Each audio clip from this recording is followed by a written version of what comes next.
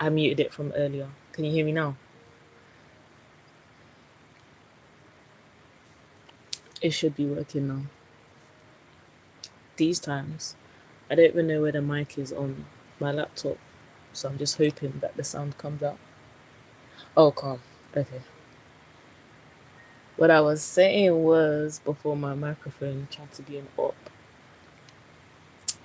is that I just woke up from a nap and my brain is still loading. And then I gotta verify my age on TikTok. Y'all, my pretty face, thank you very much, is quite uncreamed, but we bless God. And my lip is dry. You know when you just keep licking it, and then I realized after the third lick, I was like, this is a trap. Let me get my Carmex, because I don't play chap lips in these streets.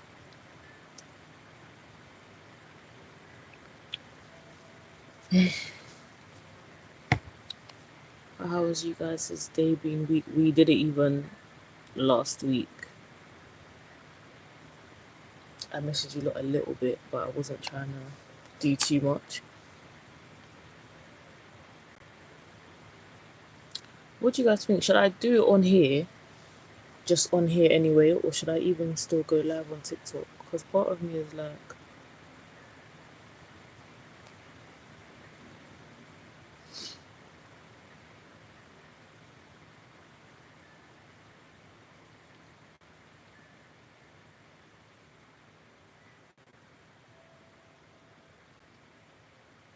I don't know.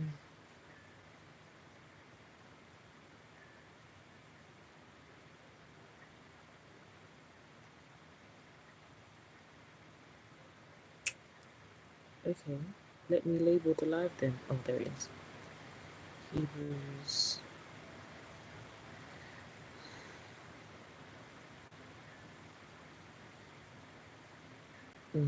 Okay, I'll do here.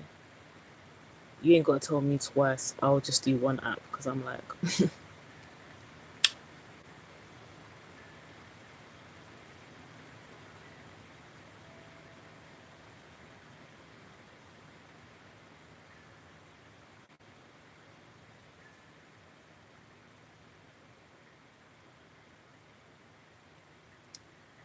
because yeah. But how is everyone? Should I make this unlisted like Elaine so we don't get scragglers?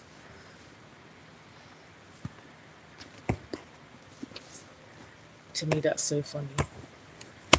I hope that the sound is okay and it's not picking up my fan. My my baby's a little old. My MacBook has been running since 2015. He's an old boy now, so I'm just hoping that he's cooperating. Um,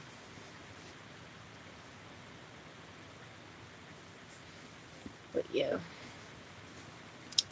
today today we're in Hebrews 11, simply because I know Monique mentioned that she was on a fast. I was also on a fast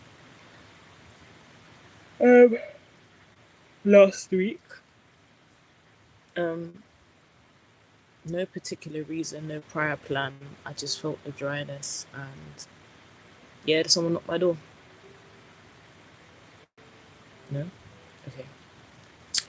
Um, I just felt particular dryness, and I was like, yeah, it's time to go on a fast. So I've come off that, and I feel like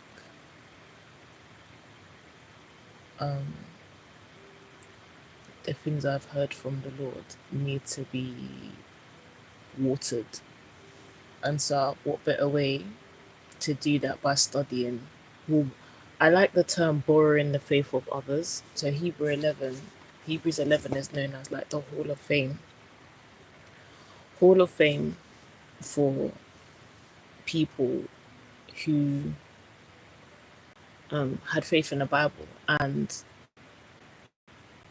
I think I've spoken about before another scripture saying like when everyone's resource comes together and it's reshared out, that everyone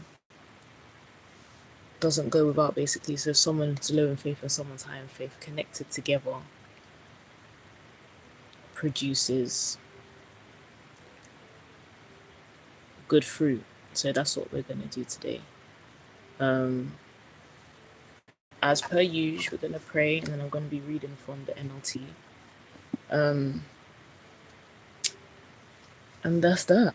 So I don't know if I can even pin it. I know the...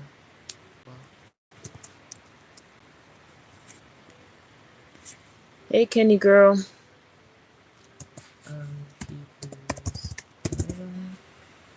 If I can comment on my own thing, can I pin it? Yeah.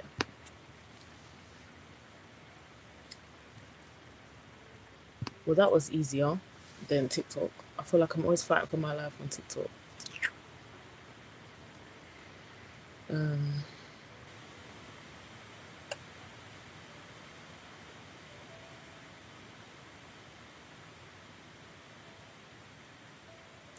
I see we have a trend not naming any names.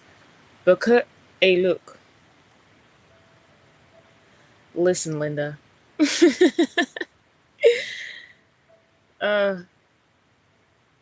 I'd have been on TikTok. I had to verify my age, and it was doing too much. And under the guidance and wisdom of Monique, she said, if it's too much, let's just do this one app. And I was gonna do it unlisted. I thought, let me not be a bad you. Let me make it open to the masses because the gospel's for everyone. I'm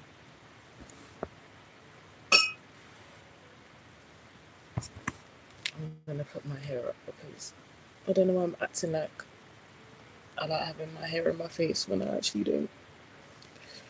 I just had to take time on my edges because you know when your hair is fresh and then it starts pulling on your edges and you're like, a protective style is supposed to protect. I don't feel protected right now. So okay, that's better. Not it being mirrored, so I was on the other side of my head. I forgot what I was saying. About borrowing other people's faith. So we're gonna read about how people had faith in the Bible and encourage ourselves in the things of God, and by reading how he's done it before, it should encourage us in the fact that he can do it again and more. I've been really meditating on the idea that God is a God of miracles, number one. That's been so important to me is because when God being a God of miracles, they knew that's one of the things that set God apart from all the other little pagan gods, is that Yahweh speaks, and two, he performs miracles. Call it blasphemous. I ain't seen Buddha do no miracles. Not the fact that he can't, but I'm just saying. Buddha ain't doing no miracles. Vishnu and their man, all them, they're not doing miracles. Allah, no miracles. That don't exist for them. Like, they don't talk. So I'm like, peak. And then proof that even when Elijah said, oh, so when he challenged their little pagan gods, when he challenged Baal and them, he was like, maybe your thing's on holiday, maybe he's sleeping. He couldn't answer or perform the miracles because there's no power. So that's what I've been studying or meditating on. And two, the idea non-existent. And then the second thing is God being a God of miracles. Anything that God has done or we've read about him doing or seen him do, he can do more. He can always do more. Jesus told the disciples, greater work shall you do. And also says Isaiah 43, even when we read the beginning of Isaiah 43, it talks about the things that God has done. And Isaiah's basically telling them, don't focus on only on what God has done and cap that as God's potential to move in your life. He can do more, and he will do more if you allow him to and don't put him in a box. So that's what I've been meditating on. And I hope it encourages you guys. So we're going to pray. And then we're going to get into Hebrews 11. So, oh, Lord Father, Lord and Father, just come before you now. I thank you for bringing us into this day. For it is a day that you made, and we are rejoicing and glad in it. We thank you, Lord, for allowing us to be able to step into your presence to read your word once again. And Lord, as we are reading your word to know more about you and increasing our faith, I pray that you increase our faith so much that it is pleasing unto you. That, Lord, we are able to believe and move mountains, Lord, as you have instructed us to. Lord, that we can move in courage and boldness to do what you have called us to do. Lord, may our expectations be exceeded as we push for a life that is filled with obedience, Lord, and may we see the fruit from our obedience. In no other name we pray and expect miracles. In Jesus' name, amen. Right, so Hebrews 11. It's got 39 verses, so it's a little bit longer than what we're used to, but what we're going to do is we gonna see I need to keep an eye on the time as well because I've started later than usual and I don't want to keep you lot up all night. So um yeah, let me just make sure everything is squared away. Yeah, cool. Okay, you all. So Hebrews 11. So it's titled in my Bible says Great Examples of Faith. I don't know about you guys.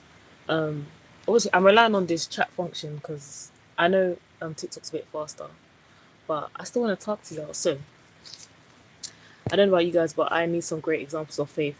I don't feel faithless, but I have full faith in what God can do. I just don't know how He's going to do it. So at this point, now, let me read some examples. Um, so first, it gives us the definition of faith, which I love, and I actually did an art piece based on this that I actually want to update. I want to redo that piece. Um, but it says here, faith is the confidence that what we hope for will actually happen. It gives us assurance about things we cannot see. 2. Through their faith, the people in the days of old earned a good reputation. 3. By faith, we understand the entire universe was formed at God's command, and that we now see. What? And what we see now did not come from anything that can be seen. We can limit our faith.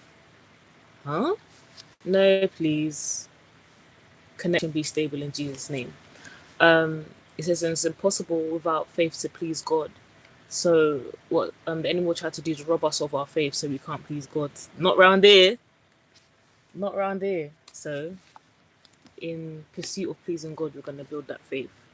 And faith comes by hearing the word of God. So we've got to read it. Even when we don't feel like it. Cool. So verse 3 says I'm going to read that again. So by faith we understand that the entire universe was formed at God's command. That what we see now what we now see did not come from anything that can be seen. 4. It was by faith that Abel brought a more acceptable offering to God than Cain did. Abel's offering gave evidence that he was a righteous man, and God showed his approval of his gifts. Although Abel is long dead, he still speaks to us by his example of faith. Wow. So, one thing that this lets us know is that our faith is a language, that our faith can speak. Our faith goes before us. So, if faith is another version, I think it's the King James, it says, faith is the evidence, the substance of things hoped for and the evidence of things unseen. That's what I was raised hearing in church, but I'm going to look it up properly because I ain't trying to misquote nothing. Oh, yeah, it is. So many times I would have want something because I was worried about how God would do things. I wouldn't pray to him about it because then if it didn't come to pass, I wouldn't blame him over animosity. That's so real. Thank you for sharing that. and your honesty is going to bring about healing and deliverance in that area for you, because it's facts. You know, especially, I don't know what it's like for you guys, but being raised just above the poverty line, if I can even say just above, when we were little, when things was peak, asking my parents for things didn't exist. So asking them for stuff was very different when I approached God, because I was literally like, but if God's gonna say no, and you're supposed to be this all powerful being, why am I even asking? And I'm just gonna taste disappointment all over again. But when I realized that don't make sense, because if I want God's blessing or God's betterment for myself, I have to be in His hand, regardless of the outcome. Period. Facts. Period. Sorry, my hands are dry. I'm rubbing the back of my hand. I'm like, it feels a bit scaly, and it will be hard for me to focus if I know this fact. But yeah, so, and then verse 3 in the other version, I love this scripture so much. It says, through faith we understand that the words were framed, the world was framed by the word of God. And that phrase really helps me understand. I was like, nothing in this earth is here without God say so. Like laptops, lights, crisp, like nothing is here and God don't know about it. God actually knows everything. You know how they have like a security feature, like how they're telling you like whatever goes in and out, yeah, has a heat signature, or has that can be clocked on camera. God knows everything. It's not a surprise. And that really comforted me when I was giving him side eyes, like, God, you saw that. And he said, I know everything. So I said, all right, cool. It goes both ways though, because when I think I can run from God, he's like, I saw that. Like, stop being a ragamuffin and fix up. My words, not God's, but he knows how to speak to me and get me to act right, because I'll be acting hardest sometimes. I'm not proud of it, but human nature is a bit raggedy sometimes. But um, so that was the King James version. Also, um, he knew before. Listen, don't you think that's funny? He knew before I did, but I'm acting like I know things that God doesn't. You know what? That's so crazy. It's actually really crazy. But he humors me anyway, which I think is really kind. Right. So verse, right, that was what I was saying. I said our faith has a language and it speaks. So if we know, essentially our faith has a heat signature. So because and I'm basing that language on the fact that it says, although Abel's long dead, he still speaks to us by example of faith. Hey Joyce. So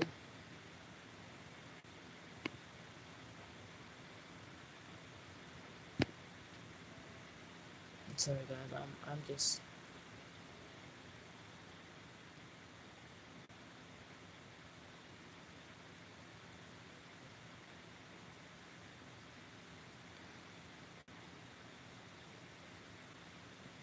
what's loading?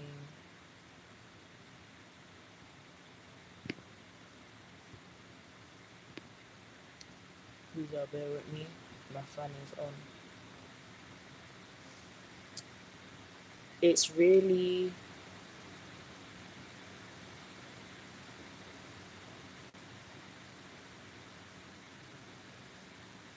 you're really bad at what? Oh, so you're saying that as in because you prefer to be called Jay? Is that what you mean? It's like we're letting him on in the joke and he already knew and he'll still laugh even as if he didn't. Oh, you mean like a new being on this platform, girl? Hmm. It's new for me too. It's new for all of us.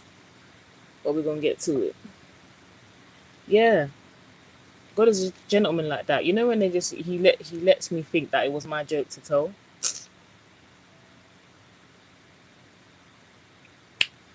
We're all trying to figure it out. Um, right. So it says that even though he's long dead, he still speaks by his example of faith. So our faith will outlive us. That's the first thing. And two, our faith has DNA coding. It has, like I said before, a heat sensor on it. Like God knows that it's our faith, that it's from us, right? And it speaks. It has a language.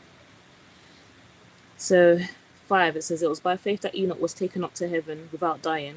He disappeared because God took him. For before he was taken up, he was known as a person who pleased God. So his faith must have been. I think I'll be able to save the live at the end. I think I'll be able to post it. I think. I have no idea. I hope so. Cool. So there it is. In verse 6, it says, and it is impossible to please God without faith. Anyone who wants to come to him must first believe that God exists and that he rewards those who sincerely seek him. Another, it's okay. Another version says, who diligently. Yeah, I think it's King James. Anytime I always say another version, I don't know why I'm acting like it's not King James. Like, that's not what everyone was reading in a Pentecostal church. Anyway, so about faith, it is impossible to please him. For he that cometh to God must first believe that he is, and that he is a rewarder of those of them that diligently seek him. I do prefer the word diligently. Let me even read you guys the definition of diligently, because it blessed me. Or to be diligent, should I say.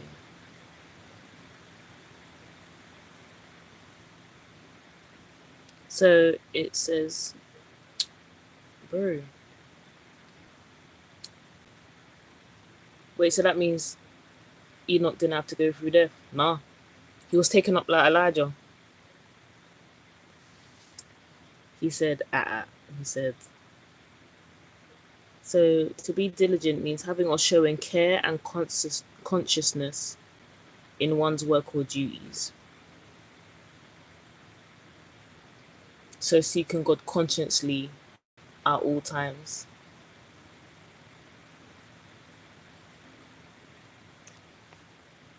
Say that's different. What Enoch being taken up is different. It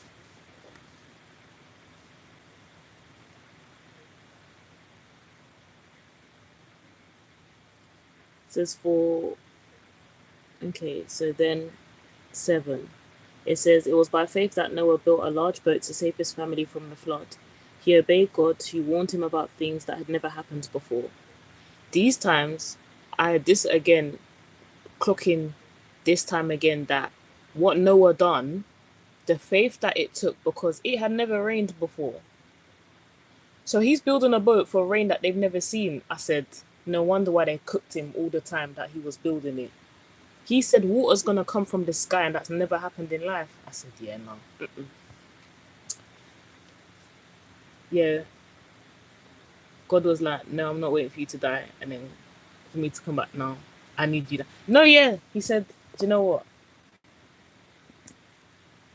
He said, you know, his faith was truly unique to them. It was a lot. Why I love this chapter so much is because these lot are considered like patriarchs of the faith because things that God had them believe for hadn't been done. Like it talks about Abraham later on. Abraham's the father of the faith. Like there was no Jews before that. It was just Adam and Eve and all that, like followers of God. And then the Hebrews specifically came from Abraham. Then you've got, because he was pagan before that. They just had, it was just God and then people who followed God. That's when he started to promise them land and all this stuff. That was the definition of faith without ceasing. Oh, 1,000%. Because I'm like, bro, from 1 week, I don't know what if I would have got past the first deck of building that boat. And I'm like, you know what? This is long. Like, it's actually long. So, yeah, so it warned him about things that had never happened before. So that Noah was very, he was, that's the level of delusion that I will accept. That kind of crazy faith. That's where I'm trying to be at. Because I'm literally like, what do you mean water's going to come from the sky? Like, obviously, we know rain now, like, oh yeah, that's regular, it's normal behavior. For them, didn't know what that was. He says, by his faith, Noah condemns the rest of the world and he received the righteousness that comes by faith. So that lets us know that there's righteousness that we receive when we accept Christ, and there's more righteousness that comes by faith. So, like when we accept Christ, that's by faith. Salvation is by faith, and when you accept salvation, righteousness comes again by faith. So it's letting us know that these powerful things, all these things, everything's by faith. So then it says, verse 8, yeah. It says, it was by faith that Abraham obeyed God when he called him to leave his home and go to another land that God would give him as his inheritance. He went without knowing where he was going. When you read these things, you're like, wait, you left your. So we imagine Abraham stepped out of his yard, got in his car, modern day, mind you, got in his car and was like, okay, God, where are we going? And he's like, go, I'll show you. So he got in the car, no GPS, no nothing. He just drove and then waited for God to say stop. How many of us would actually do that now, though? Like, you just get on the first bus that comes and keep getting on buses until God says stop. No matter how far away from home that you get, you just keep getting on buses. That's essentially what Abraham did. Verse 9 says, and even when he reached the land God promised him, he lived there by faith, for he was like a foreigner living in tents. So did Isaac and Jacob, who inherited the same promise. This also lets us know that promises can be inherited. Some promises are generational. And another proof that God is faithful. So if Isaac and Jacob were able to inherit the same promise, there's promises in here that we can inherit as well as children of God. Right? And it says, verse 10, Abraham was confidently looking forward to a city with eternal foundations, a city designed and built by God.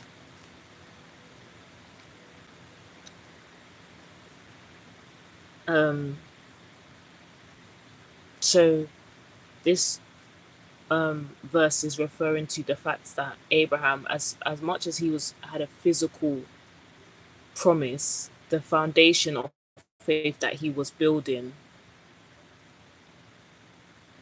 was designed and built by God. Like his faith in God was built by God. Like the Bible really does. Is so encouraging. It blows my mind every time. So verse 11 it says, it was by faith that even Sarah was able to have a child, though she was barren and was too old. She believed that God would keep his promise. And so a whole nation came from this one man who was as good as dead, a nation with so many people that, like the stars in the sky and the sand on the seashore, there is no way to count them. If any of you know anything about biology, they shouldn't have had a picnic. Like, Isaac shouldn't be a thing. They said that's an easy one before he was asked to kill his son. Kendra, what's crazy? What he's asked to kill a son that shouldn't be here. Like, can you imagine? It's like it was crazy enough to believe for him in the first place. Like, even by medically and biologically, he shouldn't have even been there to be able to be killed. I would say take a different type of faith because the crazy thing is how old Sarah and Abraham was. Birth alone potentially should have killed Isaac. There was ample opportunity that either of any of them could have passed away, but it's the faithfulness of God that's the thread here that kept them. So it kept Isaac in the womb, kept Sarah alive, and kept Abraham alive to see the promise. It's wild, isn't it? And then this is 13. All these people died still believing. It's true. It's true that you're laughing, but it's really true. Then, um, said all these people. So this is 13. All these people died believing what God had promised them. They did not receive what was promised, but they saw it from a distance and welcomed it. They agreed that they were foreigners and nomads here on earth. Obviously, people who say such things are looking forward to a country that they can call their own. If they had longed for a country they came from, they would have gone back. But they were looking for a better place, a heavenly homeland. This is why God is not ashamed to be called their God, for he has prepared a city for them. So this teaches us that in order to believe God, you have to believe forward. Faith isn't believing for things that is seen, it says for unseen. So in order to have faith, we have to believe in future things.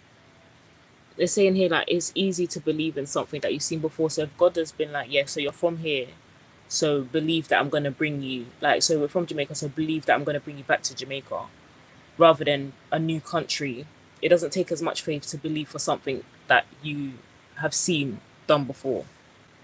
So to have active faith, you have to believe in forward motion, if that makes sense.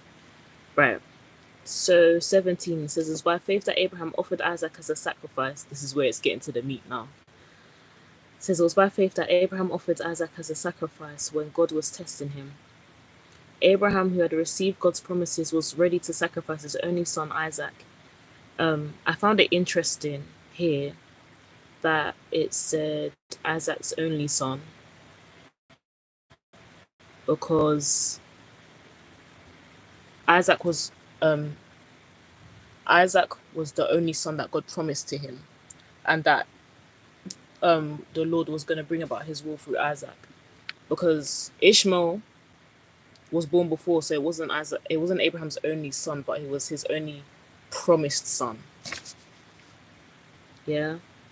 This is 18. Even though God had told him, Isaac is the son through whom your descendants will be counted. So if you think about it, imagine it says before, further up, that the stars in the sky and the sand on the seashore outnumbers Abraham's descendants, yeah? That's not even including Ishmael's thing. That's just from Isaac. So he's got way, way, way more. Right?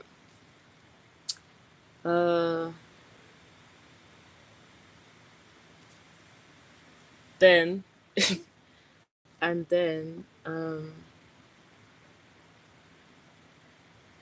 to be counted 19. Abraham reasoned that if Isaac died, God was able to bring him back to life again, and in a sense Abraham did receive his son back from the dead. So he's basically saying Abraham was delusional to think, he said, look, if God promised me this thing and he tells me to kill this son, then he must be bringing Isaac back from the dead, because he promised me and God doesn't lie. So even if I have to kill this boy, God doesn't go back on his word, so he's going to bring him back. He was so adamant that God's word was going to come to pass that it's like, even if I kill him or sacrifice him, God's going to bring him back. Again, the level of delusion is admirable. So verse 20 says, it was by faith that Isaac promised blessings for the future to his sons Jacob and Esau. It was by faith that Jacob, when he was old and dying, blessed each of Joseph's sons and bowed in worship as he leaned on his staff. 22. It was by faith that Joseph, when he was about to die, said confidently that the people of Israel would leave Egypt. He even commanded them to take his bones with them when they left. His heart posture and trust in God is really what I'm striving. No, like 1,000%. He didn't waver. It's getting to the point where I tell you what, just to concur what Monique is saying, when I had to walk away from a past relationship, I said, God, I said, you've promised me some things. I'm trusting that if I walk away from this thing, no matter the time in between, you're gonna restore it. I had to walk away knowing what God had said and hold on to that, whether it looked like it was gonna happen after or not.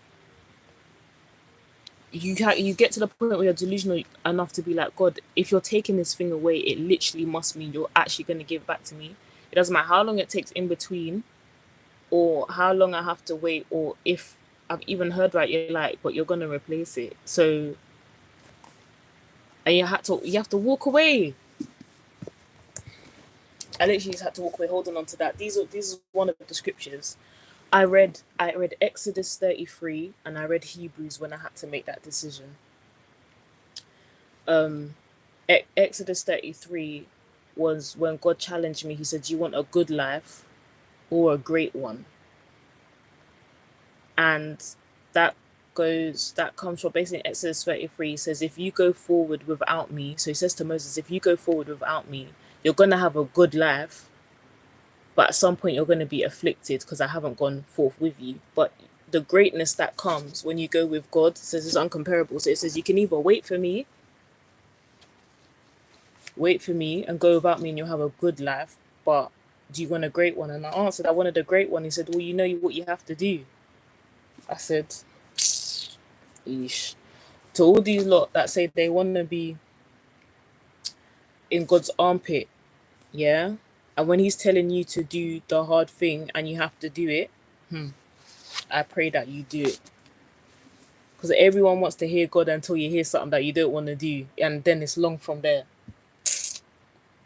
Can you imagine I'm having full back and forth dialogue with God chatting about what do you mean?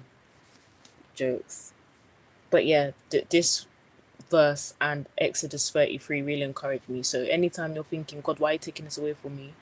It's because he wants to give you great, not just good. Like, God is good. God is a good God who does great things.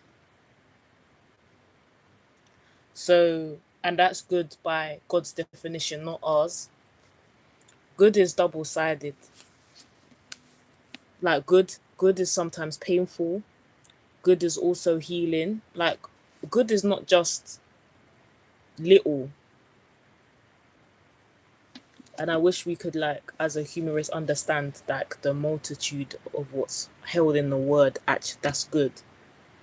On a side note, can I see this jumper, please? Oh, shame. Right, I bought this. I don't even know if they sell it anymore. But in lockdown, a girl that I used to, well, she's a woman now. Imagine I'm saying girl. I used to go to her father's church, and she had a clothing line, and I bought it.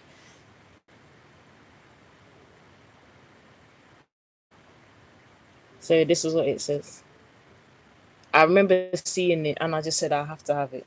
These times, I'm maybe not even lie. On lockdown, I was buying everyone else's Christian merch, even though I know that God had told me to do it, but I was just buying everyone else's. I told myself it was market research, but also I don't know what it was. It was like in my head, I was literally like, can I actually produce things of this level?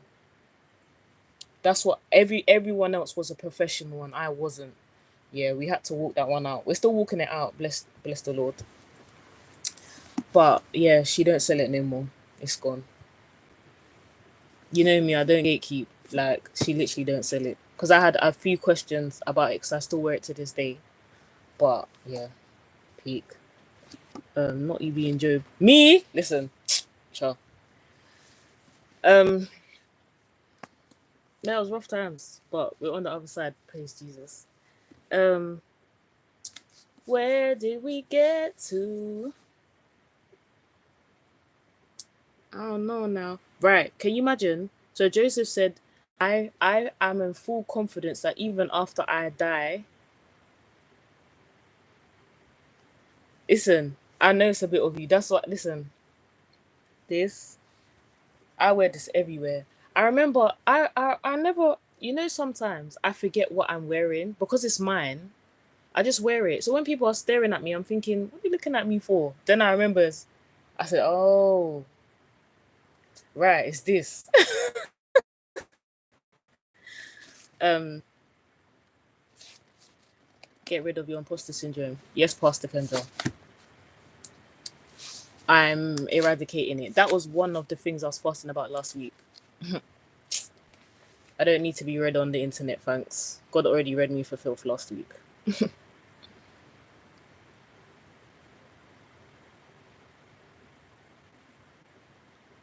Nah, I need beating upside the head. In love though, obviously I love you lot. You lot are always trying to do well by me. But I actually do. I need to kick it to the curb. Um I don't know what that means anymore. But it's something I didn't really have to challenge. I even when wow, why am I stuttering? When we eventually have our testimony stream for everyone to share, I'll do the testimony.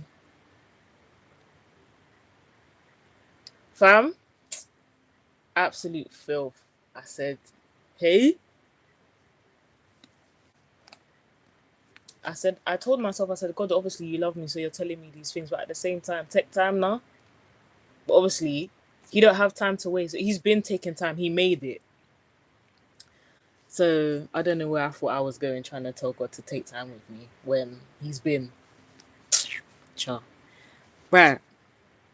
So the amount of faith that Joseph took, he said, I know that God is gonna deliver you. So when he does, take my bones with you and bury them.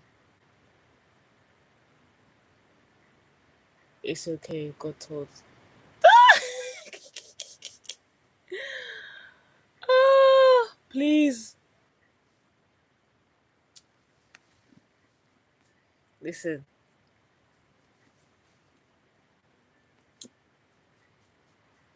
It is what it is. Sometimes you need that um we need our brothers and sisters. Um we are a brothers and sisters keeper. So even when I'm corrected in love, you don't like it but you love it. Do you know, does that make sense? I never I don't mind them things. So again, Joseph was delusional as well because he said my let my bones rest in the place that I believe that God is gonna take you. Even though he died not seeing it, he's like, I've so much faith you're gonna take my bones with you and bury me when you reach Canaan and all that, bury me. I said, oh, is it? Okay. Then, um, 23. So by faith that Moses' parents hid him for 3 months when he was born, they saw that God had given them an unusual child and they were not afraid to disobey the king's command. For 3 months, they hid a baby. These times, these lot were getting checked by soldiers and all this on a daily basis. So how do you hide a newborn baby for 3 months? Babies cry, they poop, they need to eat. I said, unless Moses was, well, obviously they said it says in scripture he's an unusual child. He must have been real, real special. Obviously, we know he was special, but that's wild. Then 24 says, by faith that Moses, when he grew up, refused to be called the son of Pharaoh's daughter. So, track with me for a second. Yeah. They dramatized the Prince of Egypt a little bit because they had us thinking that Moses didn't know who he was when the whole time he knew. So when they're chatting about everything I am is a lie, bro, that never happens. That's what this is. Look, that movie is a fantastic piece of art. There's some things that I cannot refute, like when Moses went to the cave and God appeared in the bush. That's what happened. No one can tell me different. Like obviously, um, I'm biased because I love the film, but the word says that Moses knew from birth. He said, "I'm a Hebrew. Like, don't try and play with me. Like, I don't want to be Egyptian. Like, I'm a lot's thing, but I'm a Hebrew. Do you get it?" He says he chose to share the oppression of God's people instead of enjoying the fleeting pleasures of sin. So he could have Moses. This lets us know that Moses had the opportunity to renounce his heritage as being a Hebrew and just fully be Egyptian. But he said, "No, I'm not going to do that because I have faith in the God that hid me and placed me here is going to free my people later on." He said he chose to share the oppression of God. Oh, I read that already. So 26 said he thought it was better to suffer for the sake of Christ than to own the treasures of Egypt. He was looking ahead for his great reward. Again, faith is forward thinking. So 28. It was by faith that Moses commanded the people of Israel to keep the Passover and sprinkle the blood on the doorstep so that the angel of death would not kill their firstborn sons. Again, delusion. They sacrificed the lamb like they normally did on Passover, used the blood. Again, Passover, and then how it ties in with Jesus, the fact that Jesus died on Passover as the sacrificial lamb. Is it, fam? The Bible is a great place.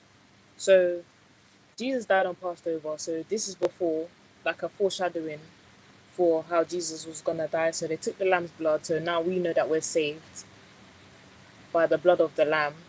And it says not kill their firstborns, but Jesus was God's firstborn that died in our place as the ultimate lamb sacrifice.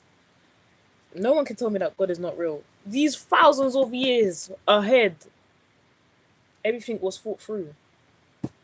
Best director. It says 29. It says it was by faith that the people of Israel went right through the Red Sea, and as though they were on dry ground. As they were on dry ground, but the Egyptians tried to follow and they all drowned. First of all, they drowned because they was fast, because they weren't going with God. Who told you to go and follow them? You're bright. Your little Anubis and all these lot couldn't save you, bro. It took your fast behind to go and follow the Israelites, and that's why your behind get drowned. So 30, it says, it was by faith that the people of Israel marched around Jericho for 7 days and the walls came crashing down. 31, it was by faith that Rahab the prostitute was not destroyed with the people in her city who refused to obey God, for she had given a friendly welcome to the spies.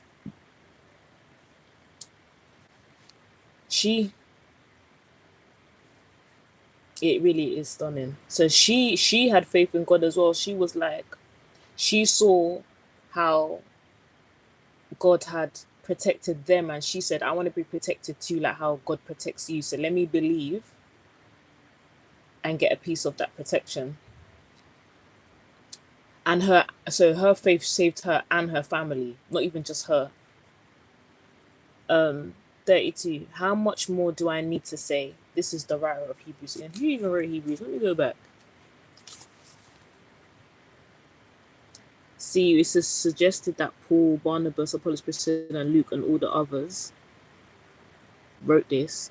It's crazy reading. I've been reading Acts this month, so reading Acts and then coming and seeing all the names, like who wrote the books, is really, really cool. But yeah, so them a company of man wrote Hebrews. So it says, how much more do I need to say? It would take too long to recount the stories of the faith of Gideon, Barak, Samson, Jephthah, David, Samuel, and all the prophets.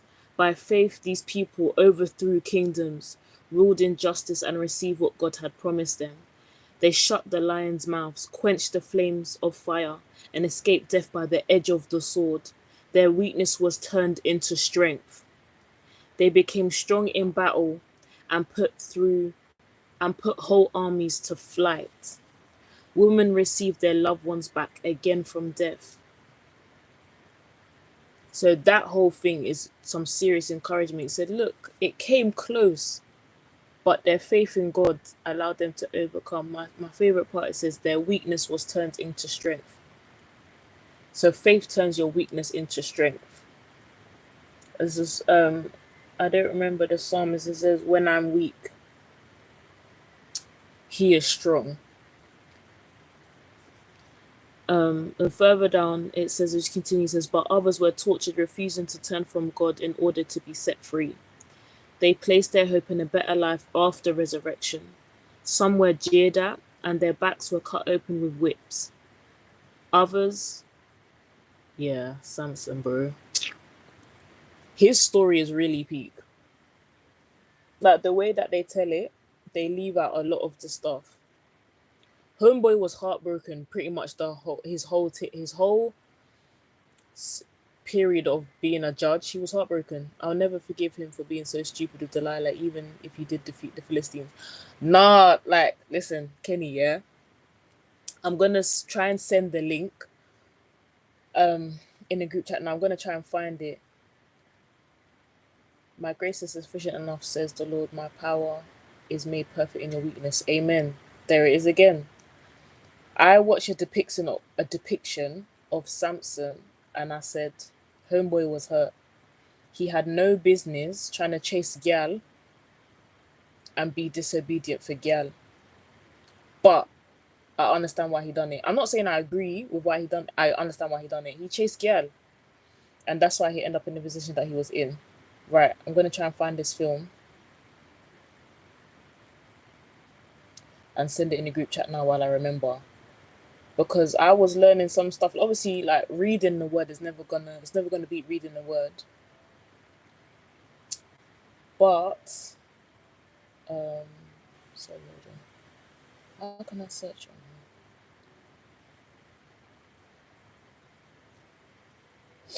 here?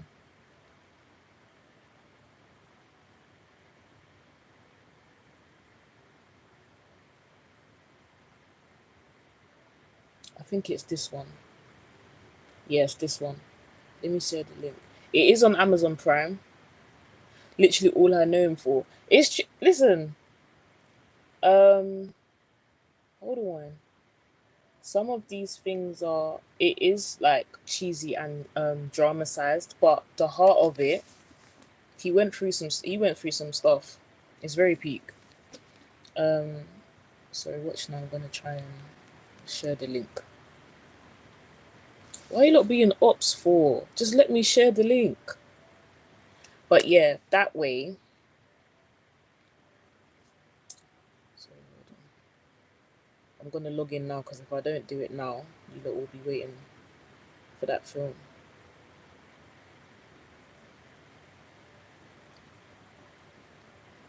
Delilah's really wicked and bad, man. Listen, to me, his legacy is losing his hair and dying at the. It's so much deeper than that, though. To be fair, it is. It's like I said. I'll send a movie, and we can have a full discussion about it after. But that's what we know him for, because that's how it's been taught. But he had to have faith as well, because he had three vows that as a Nazarene or Nazarite he shouldn't have broken. His hair was only one. He had three that he shouldn't touch anything that's unclean. He shouldn't drink any wine, and he shouldn't cut his hair. So he was free for free at that point, and it actually shows the graciousness of God. Right. Sorry. What am I looking for? The link to send you guys the film. Why are you being a op? Right. Sign in.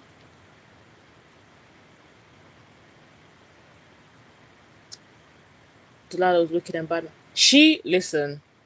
She weren't even the first. She weren't the first one. I can't. Right. I'm gonna send it right now. Let me know if I don't know if everyone has Amazon Prime here. I'll send it anyway, and if not, I'll see if I can find it somewhere else online. Let me share the link. Copy.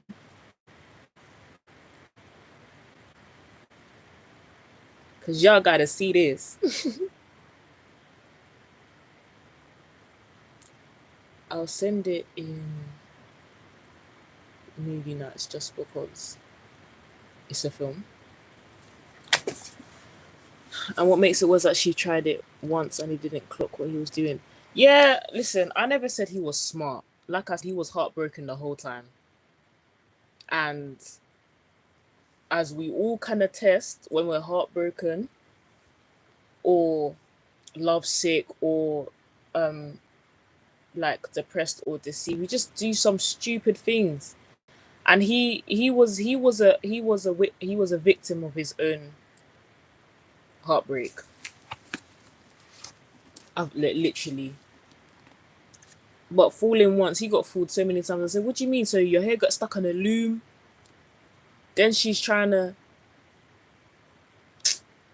I just don't understand. What's the first one? And your hair caught in a loom when he's tied up by raw leather ropes. First of all, are we not deep in raw leather? And he bust out of it like it was cheese string. I said, I'm not even. Do you know how long leather belts last? And he busts out of 7 of them. Is either her not to a paw or homeboy was really, really strong. Um, so towards the end it says, but others were tortured, refusing to turn. It's true the way they animated it. I was like, you lot, fam. He says some were jeered at and had their backs were cut open with whips. Others were chained in prisons. Some died by stoning, and some were sawed in half. That's really peak. Who are they talking about when they say that? Let me see. So in 37. Oh, other manuscript says they were tested. Okay. Um, and others were killed by the sword. Some went about wearing skins of sheep and goats, destitute and oppressed and mistreated. These times, I think, talking about. So Paul was chained in prison. Of the other disciples were, Stephen was stoned, killed by the sword. So the early persecuted Christians, and then wearing sheep and goats. So that's talking about Elijah and he not Elijah, please, even though he did wear that and it was in the wilderness. He's talking about John the Baptist and his disciples. Um, and then they were too good for this world, wandering over deserts and mountains again, hiding in caves and holes in the ground. All these people earned a good reputation because of their faith, yet none of them received all that God had promised, for God had something better in mind for us so that they would not reach perfection without us. So that last scripture, I always question it. So I was like, God, why would you let us read something so encouraging and say after that some people didn't get to see?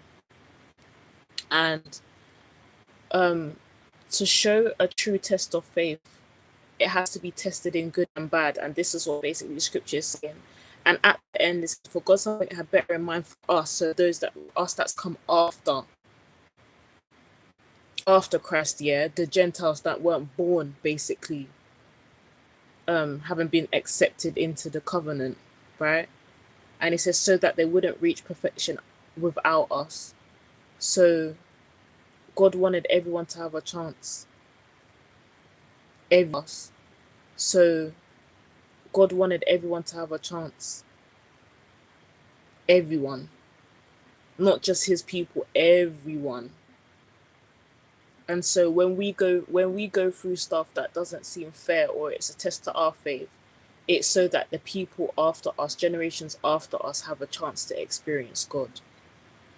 Then after that, I said, if I go through this so my children can experience God, you won't hear no complaints from me no more. And if you do, slap me. Because there's no way that I would forsake going through something and if that means that my child wouldn't know God or their friends or their cousins. Nah. Sorry. Not round here, mate. So when we endure stuff, just think about um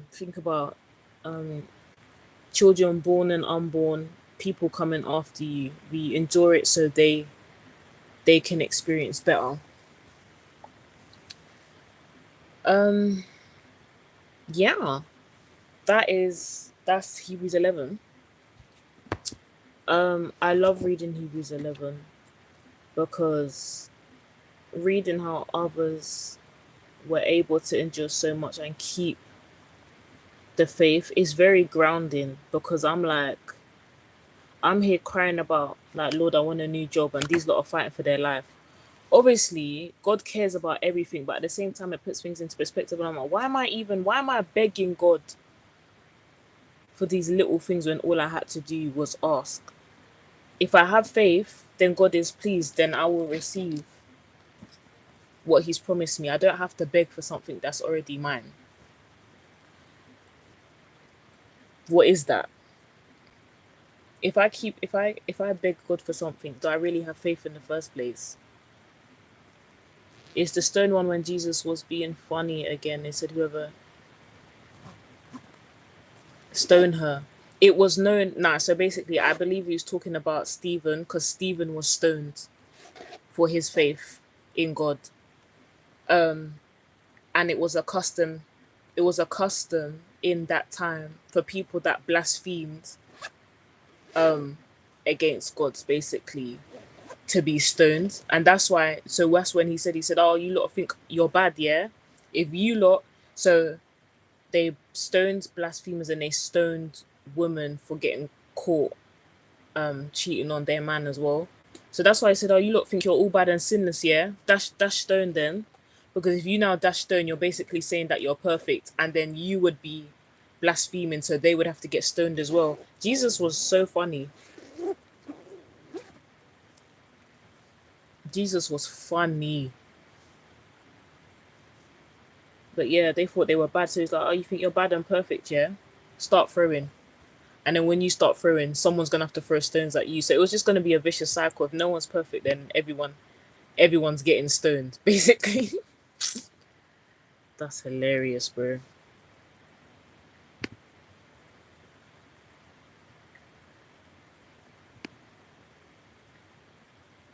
Bing. Right. Does anyone want to raise anything, go over anything, express something that they've learned, or encourage somebody with, hey, encourage somebody with something?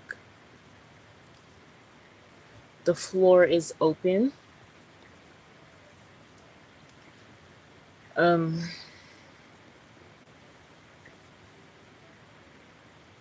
I guess I'll just keep talking for a bit until I read what y'all saying in the chat. But that's pretty much me done. Um, and basically, like what I believe that the Lord has been saying to me in this season is just that trust what He said the first time. He was right the first time. There's some things. The thing is like what He was saying to me last week is not. It's not anything I haven't heard before. It's it's things that He said before, but I wasn't. I didn't have the faith structure that I do now to actually process and believe what He was saying. And two, I wasn't even in the place to be completely obedient, which is crazy because, even if you don't do something out of fear, that's still disobedience. Like God is gracious about that, but at the same time, you're still in obedience, even if you move in fear. And yeah, I don't wanna, I don't wanna do that anymore.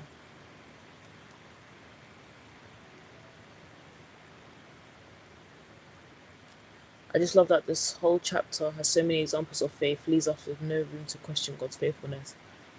1,000%. Because before, when I used to be like, when you do the whole woe is me thing and my problems are so large and da da da, then you read these and you're like, oh, so these people actually went through real life stuff. They understand it, even with all that hardship, they still had faith in God. Like, faith is not foreign to them, and it shouldn't be foreign to us.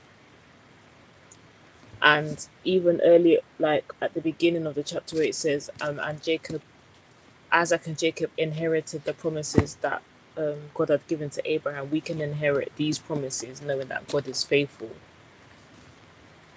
Because when we accept Jesus, we accept His covenant, and because He fulfilled the Abrahamic covenant, we can accept promises in Jesus' name. So we can accept this promise of faith in Jesus' name. Ladies, I'm so sorry I have to leave. Thanks so much, Rhea. I really need this chapter. Thanks for joining, Eniola. Have a blessed week. And yeah, I pray that you really meditate on this week because I will be as well. Um, ooh, my dinner's ready.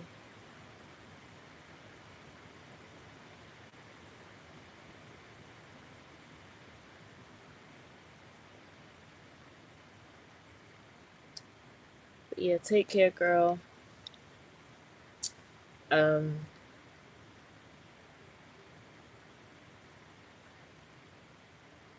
I'm no longer keeping it. Ended. No, but seriously, I'm not begging God for things that's already mine. Amen. It's true. So run with that and be blessed. And every time Satan tries to come with his rubbish, not even just Satan himself, because he's not omnipresent. He sends minions to do it. So anytime an adversary comes, I'm not begging because it's mine. You're mad. And just receive it. But yeah, have a blessed week. And I'll see you somewhere in the group chat. But yeah, what is for you cannot pass you. I have a love hate relationship with that phrase. God will never give you a path that leads you to nowhere. Um, Amen. I don't even remember saying that, but as you said it, I remember saying it when we were in Isaiah 43. It's crazy, isn't it? So we really thank God. Bye, girl. Yeah. So my love hate relationship with for you cannot pass you. Um, what's for you can pass you. And I say that because even okay, for example, in Isaiah 43, he says, "Can you not see I'm doing new things? It can you not perceive it?" God can be moving and we don't recognize it, which means that God will keep sending things around until we recognize. So things will pass you, but it's not gonna pass you like it won't come around again. What's for you will always have your name on it. But if you don't recognize it, we best believe it will pass you.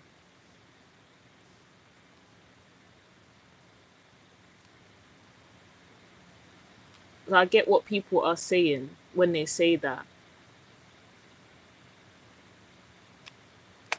disobedience can cause us to miss things. What was I reading the other day? And I was like, right, I was in Acts, yeah, and um,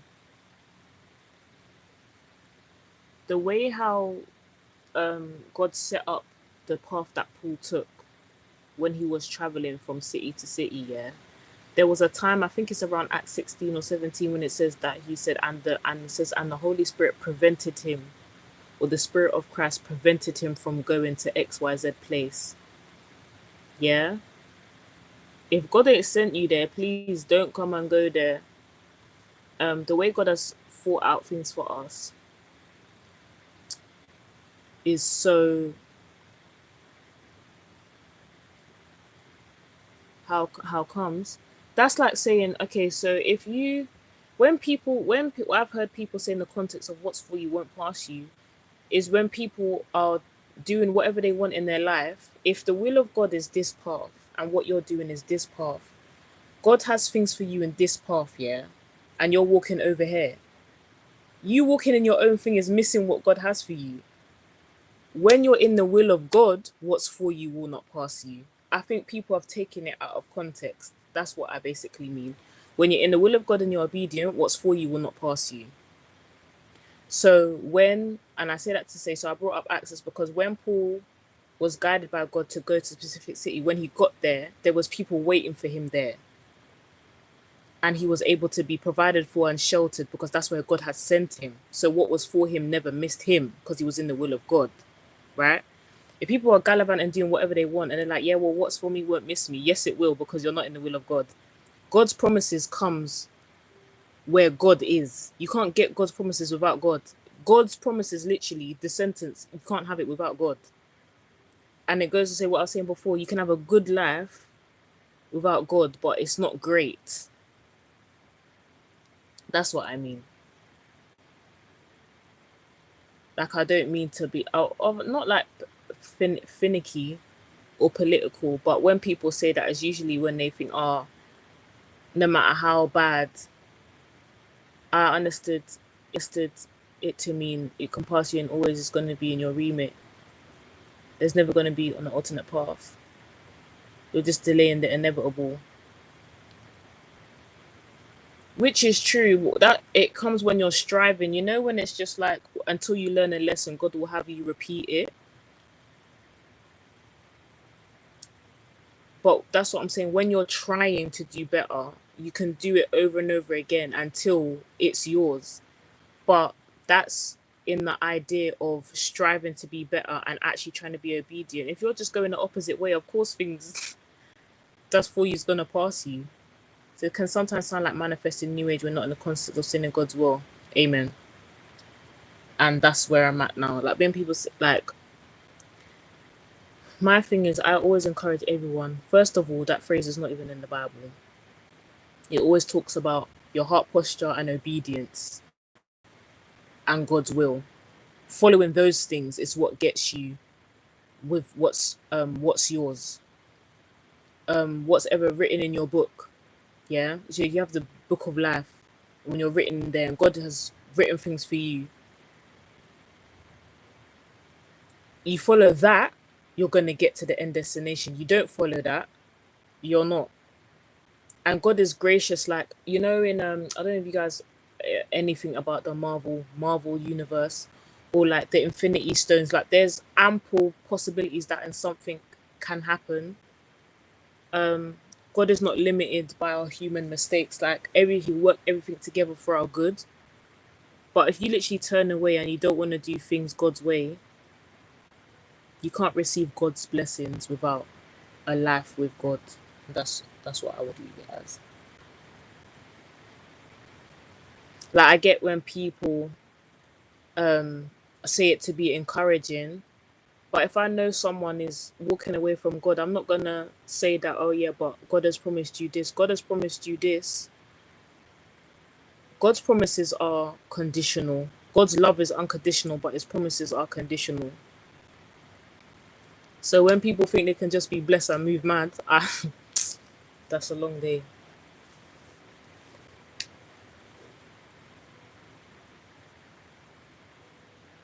But yeah. Any other comments, concerns, and encouragements before we close? I've got some lovely tuna and rice waiting for me downstairs, and some pancakes and ice cream and melted chocolate. That's gonna be nice. But as always, like this really encouraged me. Um, just reading the word of you guys. I think we need to. I don't take this lightly, and even like every time before I go on live, I get that small little niggling of I just can't be bothered, and I know it's not me, or like the feeling of just feeling like I'm doing too much, or like no one's even needs this Bible study, no one's gonna come on. But those are the little things that we have to keep pushing past and recognizing when it's the enemy trying to do his rubbish.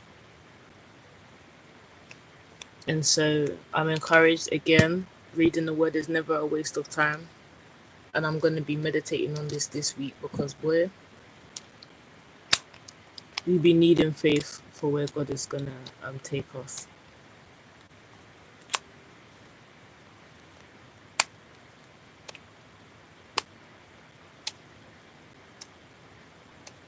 Thank you. It's every week, and I don't say this to like try and puff up and do whatever. The grace of God is very real, and gathering of the saints to and life, the word giving life is very real as well.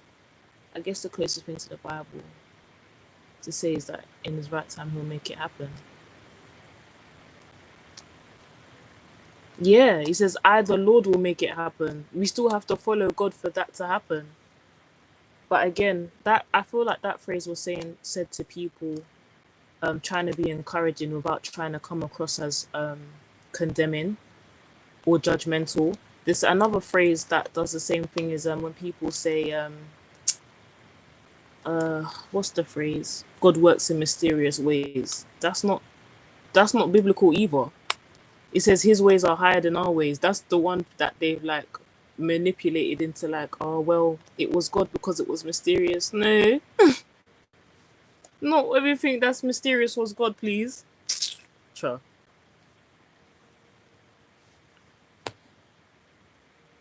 But yeah, that probably is the closest thing. But this is why I'm always encouraging everyone to read the Bible for themselves. Because things we're thinking that's been in the Bible, no, it isn't. But even in that, when people read that part of Isaiah, what's this ugly advert?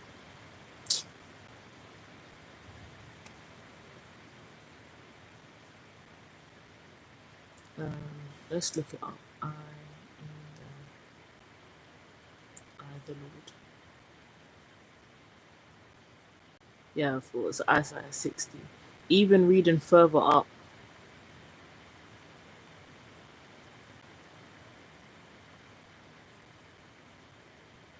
I'm sure it still talks about being in the will of God.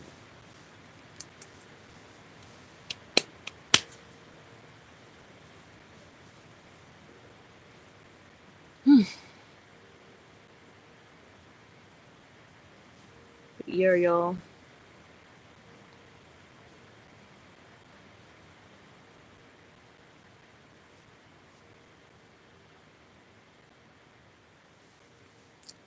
If no one has anything else to add, we're gonna pray. Then I'm gonna eat my dinner. And also feel free to send a message in the group chat as well. Of anything that comes to you later on.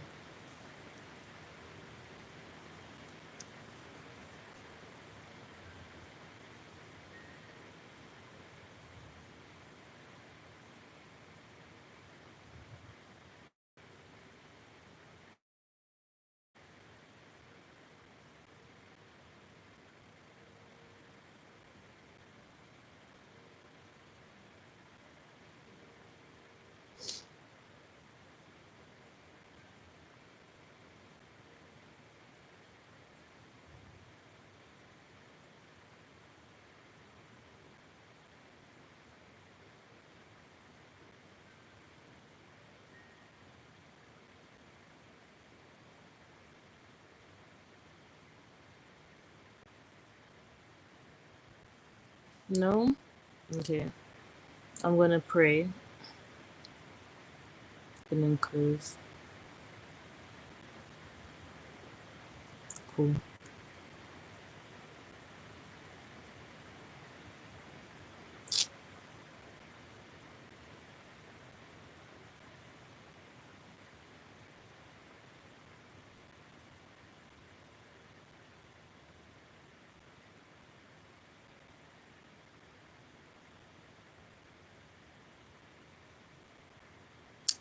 Well, I'm glad you enjoyed. Um, I really am. So yeah, we're gonna pray, and then the one thing I hate is most people. Cleanliness is close to God.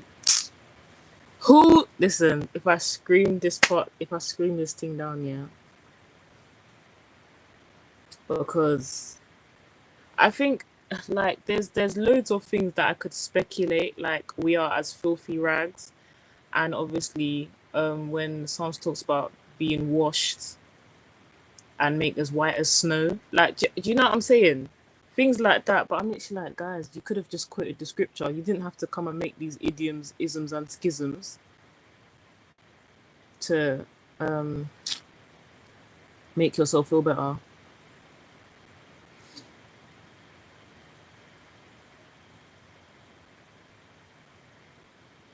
Yeah, Psalms 51, where he's chatting about purge me with hyssop. Literally heard it on Sunday and made me think, where's that from? It's true though, it's not there.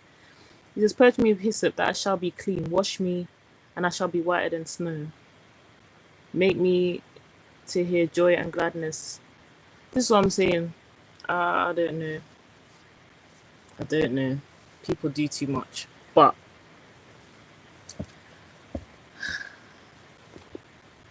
be encouraged, ladies. Faith in God is never waste. And I will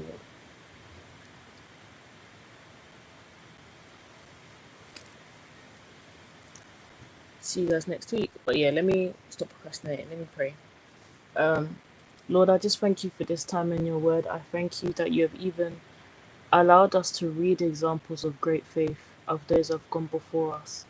Lord, because you care about what our faith looks like and you have given us examples to encourage us for when you knew at times where our faith would be lower than where we'd want it to be. Lord, I pray is that we have read your word and heard your word that our faith is increased. And as our faith is increased, that we anything that we do is pleasing unto you. And Lord, as we strive to walk into your will to be obedient, Lord, that we receive the blessings that you have promised for us, and even the promises that you have listed in your word, Lord, that we can inherit through Christ because we have accepted him as our Savior. Lord, I thank you for making a way where there seems to be no way. And Lord, as you even going about our week, bringing different things to you in prayer, hearing different things, Lord, I pray in the name of Jesus that we are steadfast in this faith walk, Lord, trying to do things the way that you would have us do them. For we don't only want good, but we want great, and great is in your will. So help us to stay on that path, Lord, to walk it, because every time you set us on a path, it doesn't lead to nowhere. No matter what the enemy tries to do to lie to us, to make us feel like we're stuck, we are never stuck with you.